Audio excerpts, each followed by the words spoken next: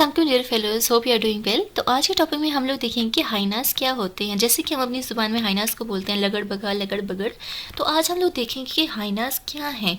Hyenas के बारे में अगर मैं बताऊं तो हाइनास ऐसे जानवर हैं जो किसी भी ज़िंदा इंसान को, ज़िंदा जानवर को ज़िंदा चबा लेते हैं, उनकी हड्डियाँ भी खा लेते हैं और इनका मैदा ऐसा होता है कि उसको डाइजेस्ट भी कर लेते हैं। या अगर किसी भी जानवर को खाएँ, इंसान को खाएँ, उसकी कोई एक हड्डी भी नहीं छोड़ते, उसका कोई हेयर भी नहीं छोड़ते, कोई नेल्स, कोई हॉर्न्स, कोई ग्रोथ, कुछ भी नहीं छोड़ते, सब कुछ खा लेते हैं। तो ये एक ऐसी चीज़ है जिसके ग्रुप में शेर भी आने से डरता है। शेर, जैसे कि हम कहते हैं कि जंगल का बादशाह, वो सबका शिकार करता है, सारे जानवरों से डरते हैं।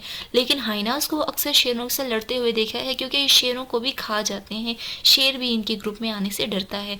शेर को मौका मिले तो वो इनके बच्चे उठाकर खा लेता है, इनको मौका मिले तो ये उनके बच्चे खा लेते हैं। अगर ये ग्रुप में हो तो ये शेर को भी खा लेते हैं। तो ये ऐसे क्या जानवर हैं, इनके पास ऐसी क्या खसूसियात हैं।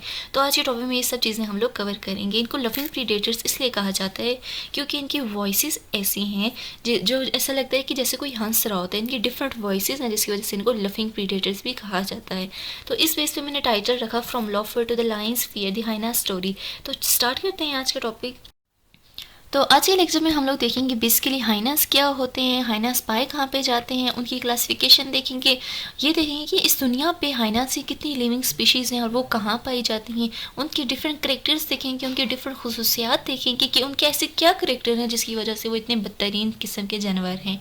और उसके बाद उनके बहुत ही मज़े के डिफरेंट बिहेवियर्स को डिस्कस करेंगे जो कि आज से पहले आपने नहीं डिस्कस किए होंगे, आपने नहीं सुने होंगे। इससे पूरी की पूरी वीडियो को ध्यान से सुनना है। बहुत ही इंपॉर्टेंट चीज़ें मैं बताऊंगी जो कि आज से पहले आपने कभी भी नहीं सुनी हाइनास के बारे में। जियोग्राफिकली अगर देखा जाए तो हाइनास जो है वो अफ्रीका में पाए जाते हैं। चारों के चारों किस्में जो हाइनास की हैं वो अफ्रीका में पाई जाती हैं, लेकिन एक किस्म हाइना की ऐसी है जो एशिया में भी पाई जाती है। ये बहुत ही अडॉप्टेबल एनिमल्स हैं। ये हर किस्म की इन्वायरमेंट में खुद अडॉप्ट कर लेते हैं, चाहे वो सवानास हों, चाहे वो मैदानी इलाका हो, ग्रास लैंड्स हों, वुडलैंड्स हों, माउंटेन्स हों या डेजर्ट्स हों, हर किस्म की इन्वायरमेंट में ये खुद को अडॉप्ट कर लेते हैं। हाइनास को लविंग प्रीडेटर्स भी कहा जाता है क्योंकि इनकी वॉइसेस ऐसी होती हैं जैसे कि कोई हंस रहा होता है, इसलिए इनको लविंग प्रीडेटर्स भी कहा जाता है। और कॉमनली जो हाइनास हैं वो स्कैवेंजर्स हैं, वो मुर्दा लाशें खाते हैं, मुर्दा जानवर खाते हैं। लेकिन ये स्किल्ड हंटर्स भी हैं। कुछ किस्म हाइनास की ऐसी हैं जो कि अपनी खुराक जो है वो हंटिंग से लेती हैं, शिकार से लेती हैं। और ये बहुत ही अच्छा सोशल बिहेवियर शो करते हैं। ये ग्रुप्स में रहना पसंद करते हैं। क्लासिफिकेशन की बात करें तो हाइनास जो है वो किंगडम एनिमलिया में आती है क्योंकि एनिमल्स हैं। फाइलम क्वाड्रेटा में आता है क्योंकि वर्टिब्रा है। इनकी एक क्लास मेमेलिया में आती हैं क्योंकि इनकी बॉडी पे हेयर्स हैं, मेमरी ग्लैंड्स हैं। उसके बाद ऑर्डर कार्निवोरा में आते हैं क्योंकि गोश्त हो रहे हैं। फैमिली हाइनाइडी में आती है। इस फैमिली में 4 किस्में आती हैं हाइनास की जो कि हम डिस्कस करेंगे। उसके बाद सब फैमिली हाइना में आती है और जो यहाँ पे सबसे बड़ी किस्म है हाइना की वो स्पॉटेड हाइना है जो कि जिसका साइंटिफिक नेम है कोरकत्ता, जिसको आगे हम लोग जाके डिस्कस करेंगे। सबसे बड़ी किस्म है स्पॉटेड हाइना। और 4 जो किस्में हैं वो स्पॉटेड हाइना है, ब्राउन हाइना है, स्ट्रिप्ड हाइना है और ऑड वुल्फ हाइना है। जो पाकिस्तान में पाई जाती है वो स्ट्रिप्ड हाइना है। जैसे कि हमें बात की ना कि मोस्टली तो ये अफ्रीका में पाई जाती है, चारों किस्में अफ्रीका में होती हैं।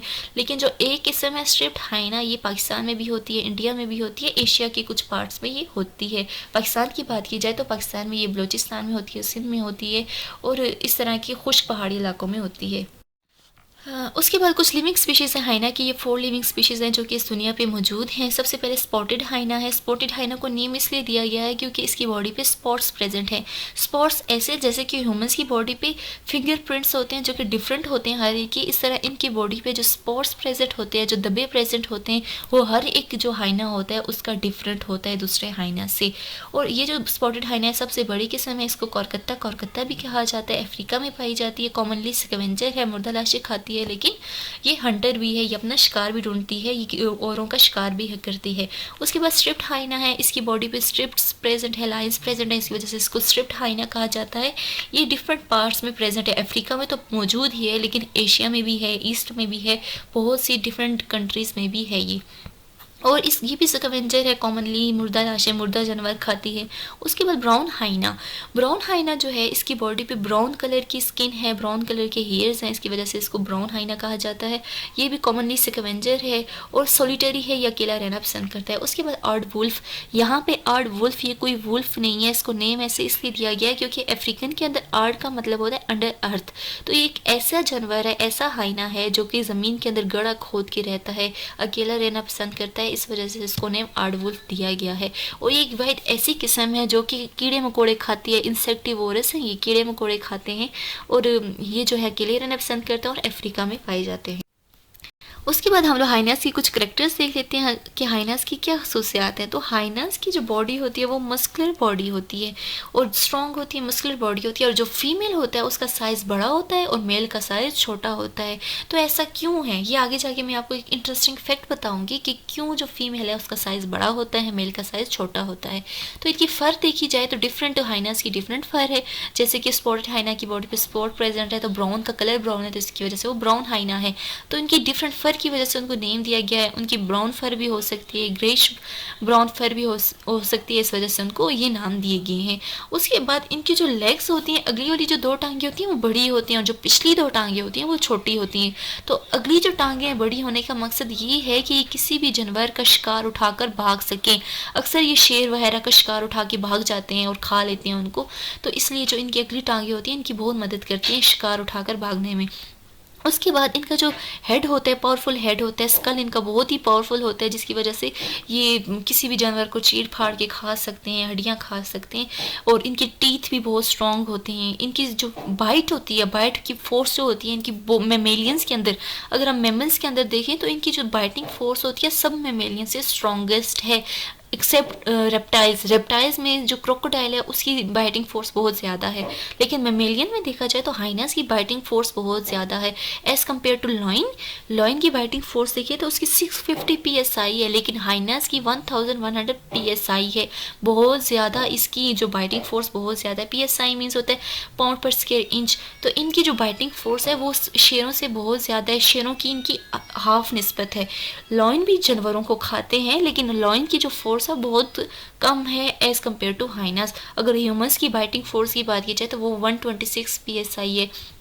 क्रोकोडाइल की बात की जाए तो 1500 psi है। और अगर लॉइंस की बात की जाए तो 650 है, और अगर हाइनास की बात की जाए तो 1100 है। तो मेमेलियंस के अंदर हाइनास की बाइटिंग फोर्स बहुत ज़्यादा है, जिसकी वजह से ये बहुत जल्दी शिकार कर लेते हैं, किसी भी जानवर को खा जाते हैं। नॉकटर्नल हैं, रात को जागते हैं। और हाइनास के पॉइंटेड एयर्स होते हैं, बड़े बड़े कान होते हैं, इसकी वजह से इनको दूर से आवाज़ें बहुत जल्दी आ जाती हैं।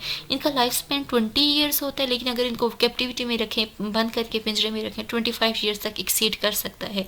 उसके बाद यहाँ पे बहुत ही गलतफहमी है लोगों की, मिसअंडरस्टूड फिनोमेना है कि जो हाइनास हैं वो डॉग से मिलते हैं क्योंकि अपीयरेंस में वो डॉग्स जैसे हैं। लेकिन देखा जाए तो ये डॉग से नहीं मिलते हैं, ये कैट से मिलते हैं। अगर हम लोग डीप स्टडी करें तो जो हाइनास हैं वो ऑर्डर फिलीफॉर्मिया में आते हैं, जिसमें कैट्स भी आते हैं। सब ऑर्डर जो हाइना है वो फिलीफॉर्मिया में आते हैं, जिसमें कैट्स भी आते हैं। लेकिन डॉग्स की बात की जाए तो डॉग्स किस में आते हैं, केनाइडी में आते हैं। डॉग्स केनाइडी में आते हैं, लेकिन हाइनास जो है सब ऑर्डर फिलीफॉर्मिया में आते हैं, जिसमें कैट्स भी आते हैं। तो cats more resembles to hyenas. Hyenas mostly जो है वो कैट के साथ रिजेंबल करता है एज़ कम्पेयर टू डॉग। वो डॉग के साथ रिजेंबल नहीं करता, वो कैट के साथ रिजेंबल करता है। अब हम हाइना के डिफरेंट जो बिहेवियर्स हैं उनको डिस्कस करते हैं। बहुत ही मज़े के बिहेवियर्स हैं कि हाइना के क्या क्या बिहेवियर है। सबसे पहले वो सोशल स्ट्रक्चर है कि ये सोशल ग्रुप्स में रहते हैं, अकेला कभी भी हाइना नहीं रहना पसंद करेगा। ये क्या करते हैं, जब इनको कुछ शिकार मिलता है या किसी भी जानवर पे हमला करने वाले होते हैं या कुछ भी चीज़ खा रहे होते हैं तो ये ग्रुप में जाते हैं, और ग्रुप में रहने का मकसद ये होता है कि किसी भी चीज़ का मुकाबला कर लेते हैं। ये शेर से भी चीज़ें लेकर भाग आते हैं, शिकार लेकर भाग आते हैं। अक्सर तो शेर को भी इनको देखा गया है कि शेर पर भी हमला कर रहे होते हैं, शेर से भी लड़ रहे होते हैं, क्योंकि ये ग्रुप में रहते हैं। और इनके ग्रुप को बोलते हैं क्लैंस। क्लैंस में 80 से ऊपर इंडिविजुअल्स होते हैं, 80 के ऊपर का ग्रुप होता है इनका। और मैंने आपको कहा था ना कि फ़ीमेल का साइज़ बड़ा होता है। फीमेल का साइज़ बड़ा इसलिए होता है कि फ़ीमेल क्योंकि डोमिनेंट होती है, सरबराह होती है। किसी भी ग्रुप की जो डोमिनेंट होता है, लीडर जो होता है, वो मेल नहीं होता, वो फीमेल होती है। हाइनास में ये अलग चीज़ है कि जो फीमेल होती है वो डोमिनेंट होती है, इसलिए इनके ग्रुप को माट्रियार्कल भी कहा जाता है। इनके ग्रुप्स में जो फीमेल्स होती हैं वो ही सरबराह होती हैं, वो ही डोमिनेंट होती हैं। और डोमिनेंट होने के बहुत से फ़ायदे होते हैं कि इनको खुराक भी पहले मिलती है, इनकी मर्ज़ी होती है कि अपने ग्रुप में किसी को शामिल करें, इनकी मर्ज़ी होती है अपने ग्रुप में से किसी को निकालें।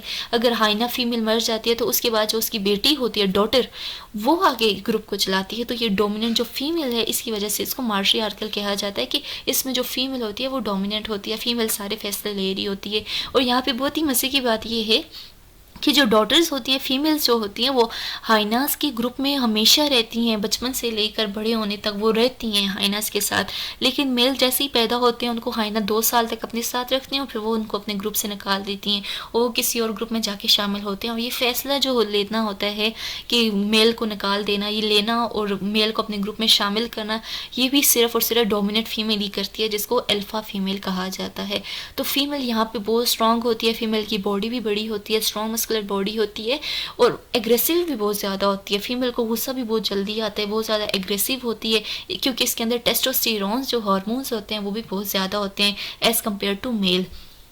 कम्युनिकेशन की बात करें तो हमने जैसे कहा कि इनको लफिंग प्रीडेटर कहा जाता है, तो इनकी डिफरेंट वॉइसेस हैं जिसकी वजह से इनको लफिंग प्रीडेटर कहा जाता है। जैसे कि वूप्स ऐसे लगता है कि कोई हंस रहा है, खुशी से हंस रहा है, गिगल जैसे कि हंसने की आवाज़ है, ग्रॉल जैसे धाड़ने की आवाज़ है। डिफरेंट वॉइसेस हैं जिसकी वजह से इनको लफिंग प्रीडेटर्स कहा जाता है। और लफिंग का मतलब ये हरगिज़ नहीं है कि इनकी जो लफिंग जो वॉइसेस हैं ये कोई खुशी की आवाज़ें हैं, सुकून की आवाज़ें हैं। ये आवाज़ें तब निकालते हैं जब इनको ख़तरा महसूस होता है या इनको जब लगता है कि हमारा शिकार आसपास है। तो जब भी इनकी आवाज़ें आ रहे हैं, ये ना आ रही हूँ, ये ना समझे कि ये खुश हैं तो इसलिए ये हंस रहे हैं, ये आवाज़ें निकाल रहे हैं। ये हंस इसलिए रहे हैं कि शायद इनको प्रे दिखाए अपना जिसमें ये हमला करने वाले हैं और ये अपने दूसरे मेंबर्स को आगाह कर रहे हैं कि यहाँ पे कोई चीज़ है और ये सोशल बॉन्डिंग चाहते हैं। और ये जो लफिंग जो आवाज़ होती है ये स्पॉटेड हाइना होती है। हमने बोला ना सबसे बड़ी किस्म जो स्पॉटेड हाइना है, तो ये उसी की आवाज़ होती है, स्पॉटेड हाइना की आवाज़ होती है। जैसे कि आप देख सकते हैं स्पॉटेड हाइना का ग्रुप। उसके बाद हम लोग डाइट और हंटिंग देख लेते हैं। जैसे कि हमें पता है कि हाइनास कार्निवोरस एनिमल है, गोश्त खो रहा है तो वो किसी भी जानवर को ज़िंदा खाएगा या उसका गोश्त पे फीड करेगा। तो या तो वो स्कवेंजर होते हैं हाइनास, या तो मुर्दा लाशें खाते हैं, मुर्दा जानवर खाते हैं, या तो स्किल्ड हंटर्स होते हैं, वो अपना शिकार खुद ढूंढते हैं। जैसे कि स्पॉटेड हाइना, यहाँ पे दिख भी रहा है कि स्पॉटेड हाइनास के ग्रुप ने लॉयन पे अटैक किया और उसको जगह जगह से काट रहे हैं। यहाँ पर थोड़ा सा इनका तरीका चेंज होता है। जिस तरह शेर क्या करता है, किसी भी जानवर को गले से पकड़ के पहले उसका सांस बंद करता है और उसके मरने का इंतजार करता है, जैसे ही मर जाता है वो उसको खा लेता है। लेकिन हाइना किसी भी जानवर को जिंदा ही चबा डालता है। जैसे कि ये शेर को जगह जगह से काट रहे हैं और जब शेर गिर जाएगा इसकी बुरी हालत हो जाएगी, जब ये लड़ नहीं पाएगा तो सारे इस पे हमला कर लेंगे और इसको खा लेंगे।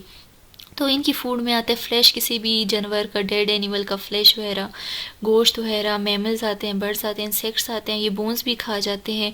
और इनकी जो फेवरेट जो एनिमल्स हैं वो वाइल्ड बीस्ट हैं, जंगली भैंसें हैं और ज़ेब्रास हैं। बाकी वही बात है कि ये पहले अपने जानवर को जगह जगह से काटते हैं, जब बहुत बुरी तरह से वो गिर जाता है तो फिर उस पर हमला कर देते हैं। और बाकी इनकी ऐसी क्या चीज़ है जिसकी वजह से ये डाइजेस्ट कर देते हैं बोन्स। तो ये बोन्स इसलिए डाइजेस्ट कर लेते हैं क्योंकि इनका एसिडिक स्टमक होता है। इनके स्टमक का पीएच 2 पीएच होता है, बहुत कम पीएच होता है, बहुत ज़्यादा एसिडिक पीएच होता है, जिस पीएच की वजह से ये बोन्स भी कंज्यूम कर लेते हैं, किसी भी जानवर की नेल सब कुछ खा जाते हैं। उसके बाद फीडिंग हायरार्की, जैसे कि यहाँ पर आप देख रहे हैं कि कुछ हाइनास गोश्त खा रहे हैं, कुछ चीज़ें खा रहे हैं, लेकिन कुछ हाइनास बैठे हुए अपने नंबर का इंतज़ार कर रहे हैं। तो ये खाने वाले कौन हैं? यहाँ पे फीडिंग हायरार्की होती है, यहाँ पे लेवल्स होते हैं। जैसे कि हमने कहा ना कि इनके अंदर सोशल स्ट्रक्चर होता है, बहुत ही सोशल निज़ाम होता है इनके अंदर। तो इनके अंदर क्या होता है कि जो चीज़ ये खा रहे हैं हाइनास, ये फीमेल्स हैं। जो फीमेल्स हैं उनको सबसे पहले खाना मिलता है क्योंकि वो डोमिनेंट होती हैं, फीमेल्स डोमिनेंट होती हैं। और जो अल्फ़ा फीमेल होती है वो सबसे पहले खाना खाती है। उसके बाद जो बच जाता है वो और फीमेल्स खाती हैं और जो सब कुछ बच जाता है वो मेल्स खाते हैं। अक्सर केसेस में तो ऐसा होता है कि सब कुछ फीमेल्स खा जाती हैं और मेल्स को कुछ मिलता ही नहीं है और मेल्स अपने लिए अपनी बारी का इंतज़ार कर रहे होते हैं और उनको कुछ भी नहीं मिलता क्योंकि यहाँ पे डोमिनेंट फीमेल होती हैं, तो सबसे पहले खाना जो है वो फीमेल को मिलता है। तो मेटिंग बिहेवियर देख लेते हैं कि हाइनेस के अंदर मेटिंग कैसे होती है। तो मेटिंग जो फीमेल है, फीमेल की मर्जी होती है कि वो किसी भी मेल को चूज़ करे, और पार्टिकुलरली जो फीमेल होती है वो ऐसे मेल को चूज़ करती है जो ज़्यादा एग्रेसिव ना हो, जो खामोश तबीयत का हो, ज़्यादा गुस्से वाला ना हो। ये स्ट्रेटजी वो इसलिए अपनाती है ताकि पूरी ज़िंदगी जो फीमेल है उसकी डोमिनेंसी कायम रहे। उसके बाद मेल ऐसी फीमेल को चूज़ करता है जो कि डोमिनेंट होती है, जैसे कि डोमिनेंट फीमेल अल्फ़ा फीमेल होती है, उस फीमेल को मेल चूज़ करता है। और फीमेल जो होता है वो फीमेल जो होती है वो पोली ईस्ट्रस होती है। ईस्ट्रस साइकिल वो साइकिल होते हैं जिस साइकिल के अंदर जो फीमेल्स एनिमल होते हैं वो रिसेप्टिव हो जाते हैं मेल की तरफ, वो मेटिंग के लिए वो रिसेप्टिव हो जाता है। तो फीमेल जो है इनकी पोली ईस्ट्रस होती है, इनका साइकिल साल में बहुत दफ़ा आता है, बहुत दफ़ा मेटिंग कर सकती है। और जो फीमेल हाइना है वो बहुत से मेल्स के साथ मीटिंग करती है, इसलिए फ़ीमेल को पोलीएंड्रस भी कहा जाता है। और इनका जो गेस्टेशन पीरियड है, जो प्रेगनेंसी का जो पीरियड होता है, गेस्टेशन पीरियड, वो 3 मंथ्स होते हैं, 90 टू 110। उसके बाद ये 2 कब्स को की बर्थ करती हैं। कब्स बोलते हैं इनके जो न्यू बर्न बेबीज़ होते हैं वो 2 होते हैं, ठीक है। 2 या 3 जो कब्स होते हैं उनको उनकी बर्थ करती है, और मोस्टली डेंस साइड पे करती है। ये गड़ा खोद देती हैं फीमेल्स, उस गड़े के अंदर 2 कब्स की बर्थ करती हैं। उसके बाद हाइनस के अंदर अल्लाह ताला ने एक ऐसी चीज़ पैदा की है जिसकी वजह से हाइनस को बाकी मेमेलियंस से अलग किया जाता है। बाकी मेमेलियंस में फ़ीमेल और मेल का रिप्रोडक्टिव पार्ट, रिप्रोडक्टिव आर्गन अलग होता है, लेकिन अगर हाइनस की बात की जाए, हाइनस में मेल और फीमेल का जो रिप्रोडक्टिव पार्ट होता है वो बिल्कुल सेम होता है। ये एक हाइनस का एक अलग फीचर है, एक यूनिक रिप्रोडक्टिव एनाटॉमी है जो कि अल्लाह ताला ने बनाई है।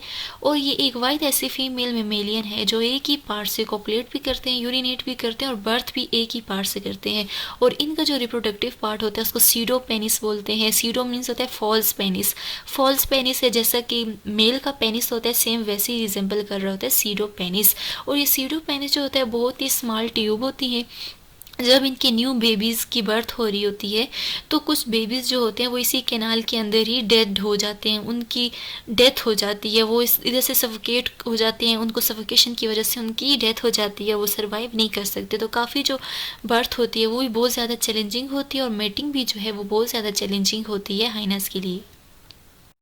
हाइनस के केस में अगर देखा जाए पैटर्नल केयर कि कौन अपने बच्चों का ख्याल रखता है, तो हाइनस की जो मदर होती है ना, फीमेल हाइनस अपने बच्चों का ख्याल रखती है, मेल हाइनस अपने बच्चों का ख्याल नहीं रखते।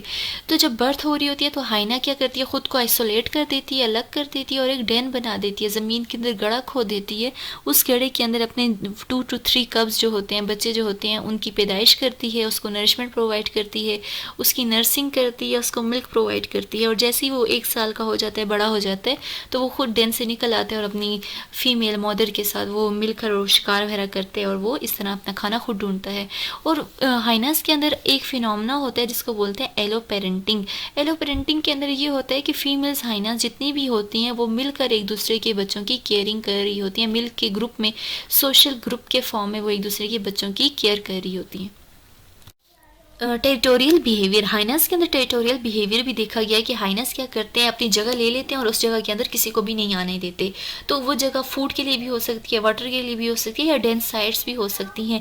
जिस जगह पे ये अपने बच्चे इनके होते हैं, या खुराक होती है, या पानी होती है, कोई भी जगह ले लेते हैं स्पॉटेड हाइना और उसको डिफेंड करते हैं और कहते हैं कि मेरी जगह, उस जगह के अंदर किसी भी जानवर को नहीं आने देते। उस जगह के अंदर कोई भी ना आए उसके लिए ये सेंट मार्किंग कर लेते हैं, एक सेंट डाल देते हैं वहाँ पे, जिसकी वजह से कोई भी जगह, कोई भी दूसरा जो जानवर है उनकी जगह में, उनकी टेरिटरी में, उनकी बाउंड्री में नहीं आते। या कोई वोकलाइजेशन निकालते हैं, डिफरेंट वॉइसेस निकालते हैं जिसकी वजह से दूसरे जानवर इनकी जगह पर नहीं आते। और इनके जो एनस होते हैं, एनस के पास एक सेंट ग्लैंड होता है जिसकी वजह से बहुत गंदी स्मेल आती है, एक बहुत ही गंदी स्मेल का सब्सटेंस निकलता है जिसकी वजह से ये बाउंड्री बना देते हैं, अपनी स्पेस के इर्द गिर्द बाउंड्री बना देते हैं उस स्मेल की वजह से, जिससे दूसरे जानवर उनकी बाउंड्री में नहीं आता। और जब इनको गुस्सा आता है तो ये अपनी बॉडी के जो हेयर्स हैं उनको उठा लेते हैं। इनके पास एक एबिलिटी होती है कि जब इनको गुस्सा आता है कि तो ये अपनी बॉडी के जितने भी हेयर्स होते हैं उनको उठा लेते हैं, और लगता है कि इनका साइज़ बहुत बड़ा है, अपने साइज़ से डबल हो जाते हैं, और फिर दूसरा जो है उससे डर कर भाग जाता है। एंड एट द एंड हम लोग देखते हैं कि हाइनस का इस नेचर में क्या रोल है। अगर अल्लाह ताला ने कोई चीज़ पैदा की है तो उसके पीछे कोई ना कोई रोल ज़रूर है, कोई ना कोई मकसद ज़रूर है, कोई भी चीज़ बेफजूल पैदा नहीं की गई। हम इंसान तो कहते हैं कि ये चीज़ें क्यों पैदा हैं, गिद्ध परिंदे, ये हाइनस, ये मुर्दा लाशें भी खा लेते हैं, कुछ भी गंद खा लेते हैं, किसी भी चीज़ को ज़िंदा खा लेते हैं। इनको क्यों पैदा किया गया?